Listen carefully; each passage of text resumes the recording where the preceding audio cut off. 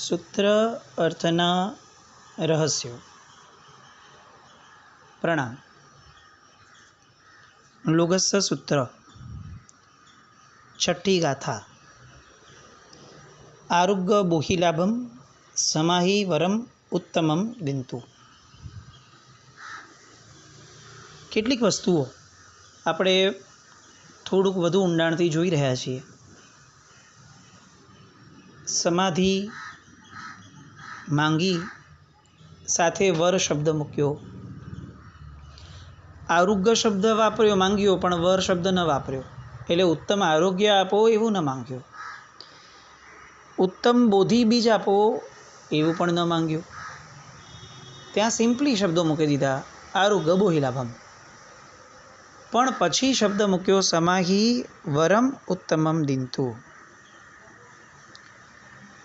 આનો અર્થ શું કાઢવો? આનું રહસ્ય શું વિચારવું? શું આપણને ઉત્તમ આરોગ્ય મળે એમાં કંઈ વાંધો હતો? ઉત્તમ આરોગ્ય માંગવામાં કંઈ વાંધો, તકલીફ થઈ? આરોગ્ય માંગ્યું, ઉત્તમ શબ્દ ન લગાડ્યો. બોધિ માંગ્યું, ઉત્તમ શબ્દ ન લગાડ્યો. સમાધિ ઉત્તમ કેમ? કારણ કે પાયો છે ને હંમેશા ઉત્તમ જોઈએ. જેટલો સમય ફાઉન્ડેશન બનતા લાગે ને બિલ્ડિંગમાં, એટલો સમય ફ્લોર બનતા ન લાગે. આ એક બહુ સ્પષ્ટ દીવા જેવી વાત.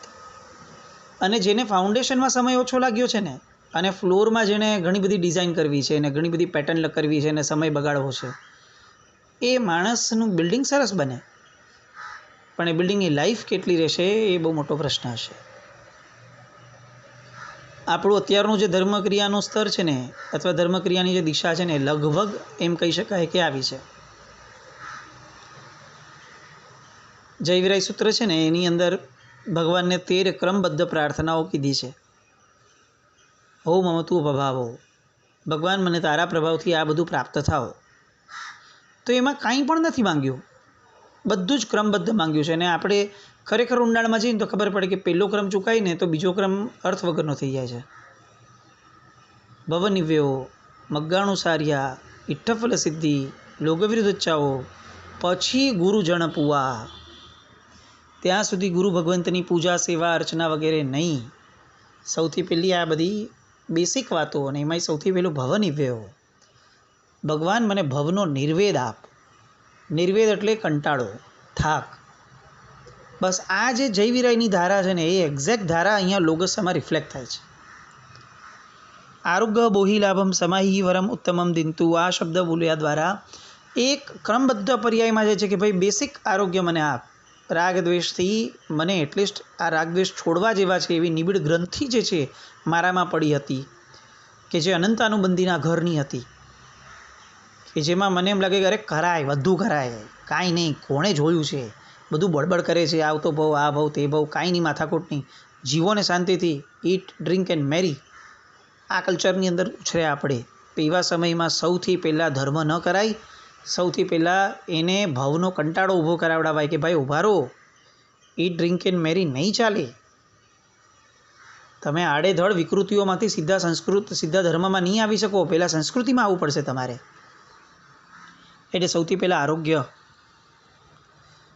એ પછીથી આગળ વધ્યા પછીથી બોધિલાભ એટલે ધર્મક્રિયાઓ.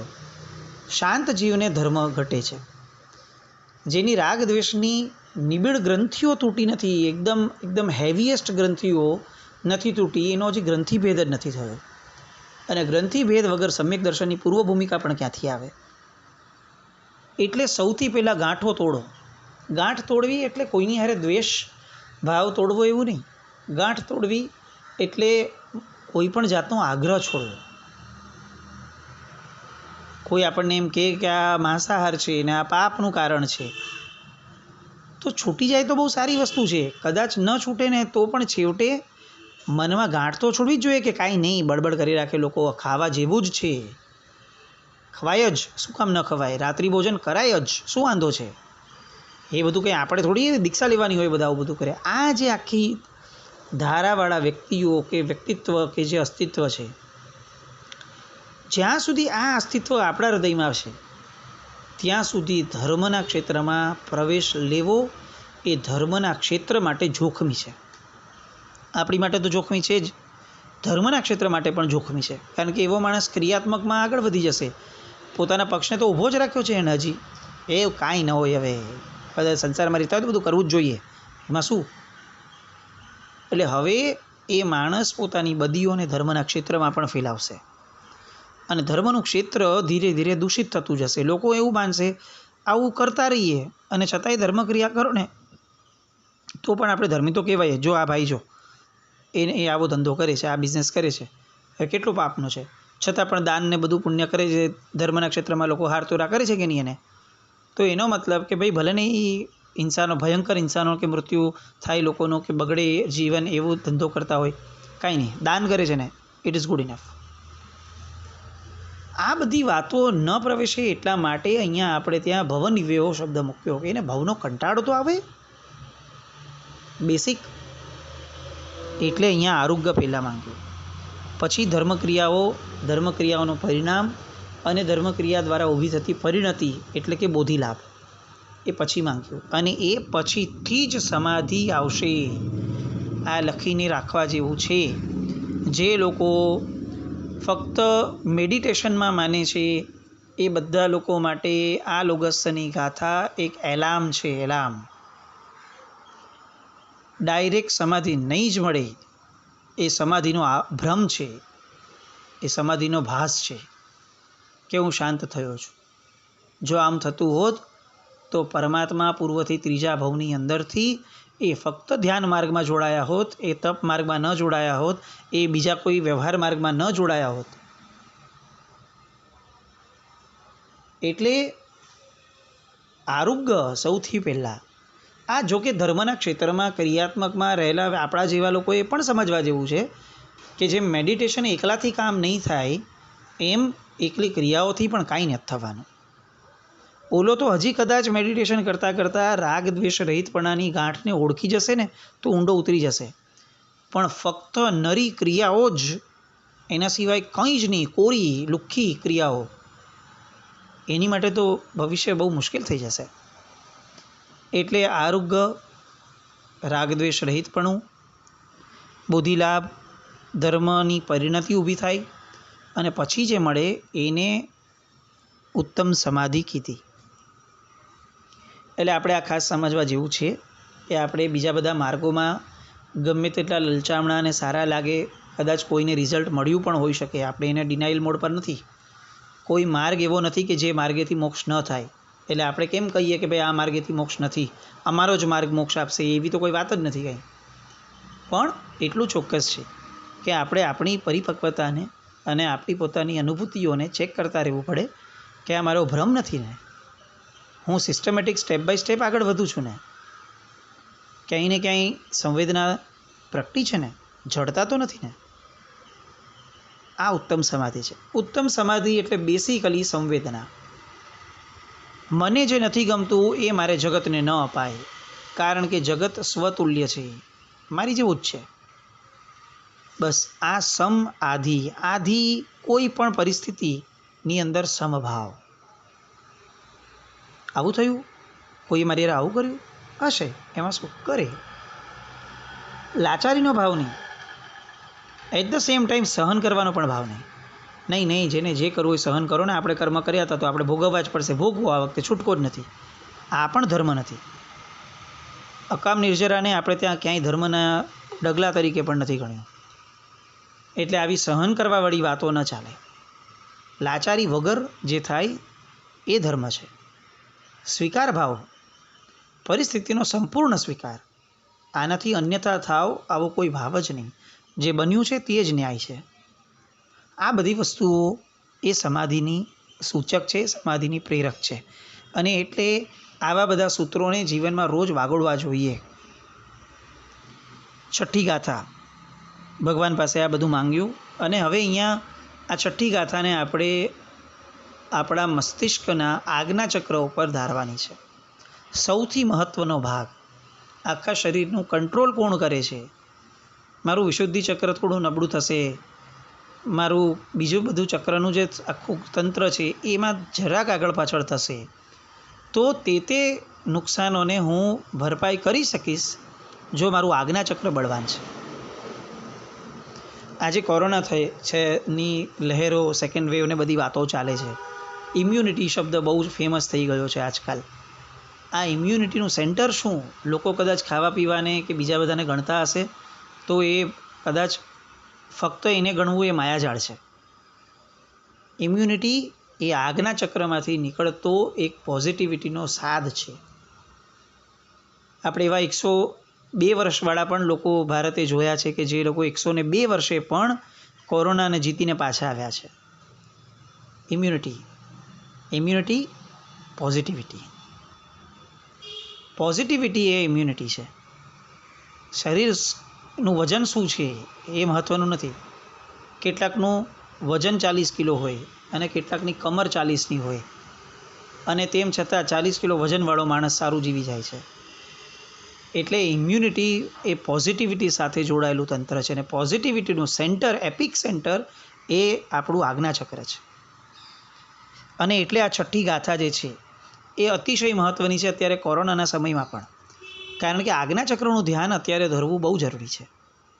તમે તમારા બોડીને આજ્ઞા કરો કે તારી અંદર કોઈ પણ આવો વાયરસ કે જે નુકસાનકારક છે, ફોરેન એલિમેન્ટ છે, તારું પોતાનું તંત્ર નથી, એવું જો આવ્યું હોય તો દોસ્ત તારે લડીને કાઢવાનું છે. અને તું લડી શકીશ, મને તારા પર વિશ્વાસ છે. અને તારે એની માટે જે જોઈતું હોય ને હું તને આપવાની તૈયારીવાળો છું. બસ તું લડ અને આને એકદમ આરોગ્યવાન મારા શરીરને રાખ. આવું આજ્ઞાચક્રને આપણે રોજ કહેવાનું છે.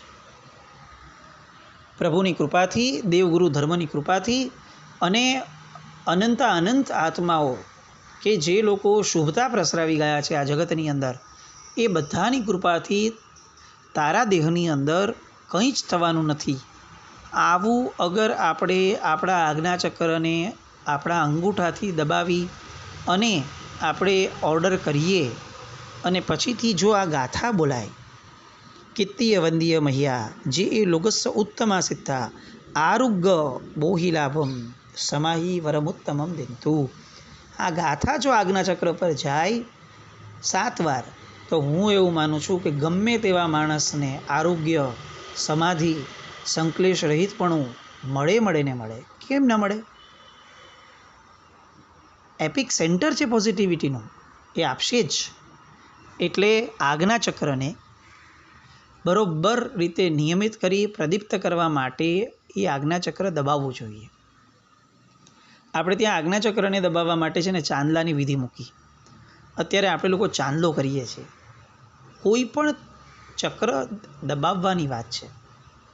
આપણે અત્યારે જે ચાંદલો કરીએ છીએ એમાં તો ચક્ર હલતું પણ હશે કે અડતું પણ હશે એ પ્રશ્ન છે.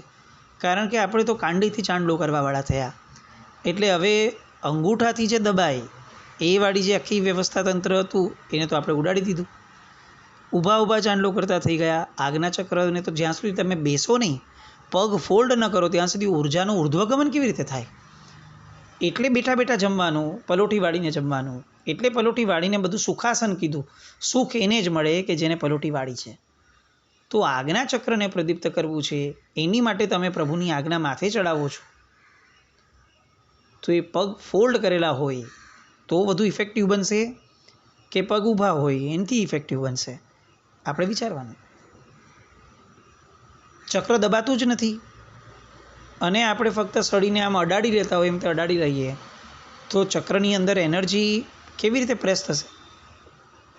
સ્પાર્ક આવવો જોઈએ, ચક્ર દબાવવું જોઈએ. એટલે શ્રેષ્ઠ માર્ગ એ છે કે આપણે અંગૂઠાથી કરીએ. એટલે જુઓ, અંગૂઠાનો આકાર પણ છે ને બદામ આકારનો થશે. અંગૂઠાથી આપણે જ્યારે કોઈને તિલક કરીએ ને તો સહેજે બદામ આકાર આવી જાય. સ્ટાર્ટિંગમાં આગળ જાડું લેયર અને પછી પતલું લેયર. આ બધા કુદરતી તંત્રોને આપણે કેમ સમજતા જ નથી? આપણને કેમ દરેક જગ્યાઓએ કંઈક ને કંઈક એવું ઉમેરવું છે કે જે તંત્રની વિરુદ્ધમાં છે?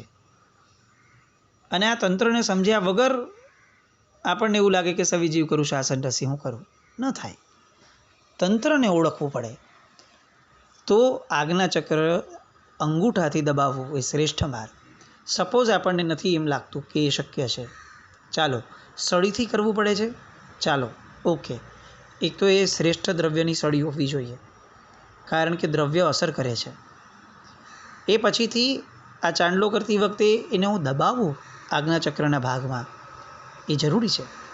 અને એ સમયે ફક્ત હું પ્રભુની આજ્ઞા મસ્તક ઉપર ધરાવું છું એમ નહીં, પ્રભુની આજ્ઞા દ્વારા મારું આખું શરીર કોણ ચલાવે છે? મારું આજ્ઞાચક્ર ઓર્ડર કરે છે એટલે ચાલે છે. તો હવે આ ઓર્ડર કેવો હોવો જોઈએ? તો કે જે ઓર્ડર ભગવાને આપ્યો ને એ ઓર્ડર સાથે ટેલી થાય એવો ઓર્ડર હોવો જોઈએ.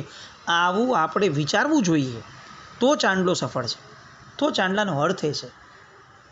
રોજ ઓર્ડર આપવો પડે આપણે આજ્ઞાચક્રને કે ભાઈ જ્યારે આમની આજ્ઞા પ્રમાણે ઓર્ડર કરવાનો છે શરીરમાં. એ એમ કે અભક્ષ્ય ન વપરાય તો તારે શરીરને ઓર્ડર આપવાનો કે અભક્ષ્ય જોઈને મોઢામાંથી લાળ નહીં ટપકાવવાની, ભાઈ નહીં ચાલે. તો આ રીતનું તંત્ર છઠ્ઠી ગાથા સાથે આજ્ઞાચક્રની હારે જાય એ બહુ શ્રેષ્ઠ માર્ગ લાગે છે. એટલે છઠ્ઠી ગાથા એમાં પણ આ કપરો સમય જ્યારે ચાલે છે, કોઈ બીમાર હોય, આપણે એના આજ્ઞાચક્રને અંગૂઠાથી વ્યવસ્થિત પ્રેસ કરી અને આ 7 વાર ગાથા આપીએ તો મને એવું લાગે છે કે અનંત અરિયંત પરમાત્માની કૃપાઓ.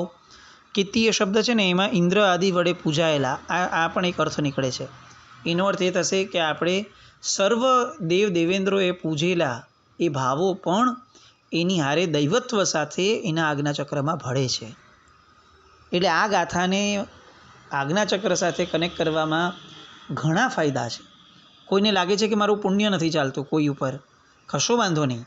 પુણ્ય સૌથી વધારે કોનું છે અત્યારે? પરમાત્માની ગેરહાજરી છે, ગણધર ભગવંતોની ગેરહાજરી છે.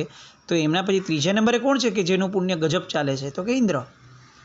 તો ઇન્દ્ર વડે પૂજાયા, એમાં ઇન્દ્ર શબ્દ જે છે એ ઇન્દ્ર એની આદેયતાના અનુમોદનમાં આપણે જઈએ છીએ. તો એના ફળ સ્વરૂપે આપણને પણ ઇન્દ્ર જેવી આદેયતા મળે,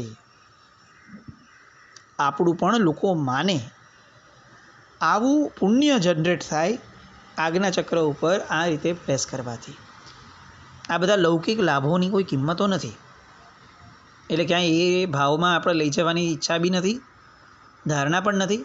મુદ્દો ખાલી એટલો જ છે કે કોઈ પણ રીતે જે જોઈતું હોય એ બધું અંતે પરમાત્માના તંત્રમાંથી જ મળે છે, એ નક્કી વાત છે.